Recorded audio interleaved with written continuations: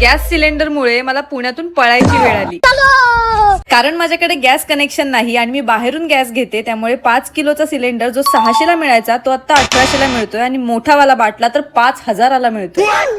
तर हाच रिपोर्ट बाप्पाला देऊन मी निघाली गावी जायला, कारण एवढे पैसे यांना द्यायला माझे पैसे काय वर आले नाहीयेत. आपल्या गावी कसं मस्त गॅस फाटी सगळंच आहे. थोडा वेळ बोलता बोलता बस मस्तपैकी पाऊण तास लेट आली. चालू झाल्या पहिले पेट पूजा करून घेतली. आणि या उन्हाळ्यात कुठं जात असाल तर रिझर्वेशन करताना विंडो सीटचा हवरटपणा अजिबात करू नका, का ते माझ्या तोंडावरून तुम्हाला कळलंच असेल. गाडी मुळशीत नाश्त्याला थांबली पण मी काय खाल्लं नाही, कारण ऊन खाऊनच माझं पोट भरलेलं होतं. फायनली मी घरी पोहोचली. बघते तर मम्मी माझाच व्लॉग बघत होती. आल्या पहिले मी भद्रूला चिवरलं, माऊला हाय केला आणि मम्मीची थोडी कामं करून दिली. मग मस्त जेवून घेतलं, थोडासा टाइमपास केला आणि मम्मी बाहेर गेल्यावर नेमकी मासेवाली आली. ती 40 रुपये वाटा बोलत होती, पण खराब निघाले असते तर मम्मीने मला टेचलं असतं म्हणून मी घेतले नाही. इथे लोकांना एलपीजी आणि पेट्रोलची चिंता पडली, पण माझ्या मम्मीला मिरच्या महाग व्हायची चिंता पडली. मिरच्या महाग झाल्या तर मसाला कसा होईल. तर चला आता निरोप घेते. आपण भेटूया नेक्स्ट व्लॉग मध्ये. Bye bye.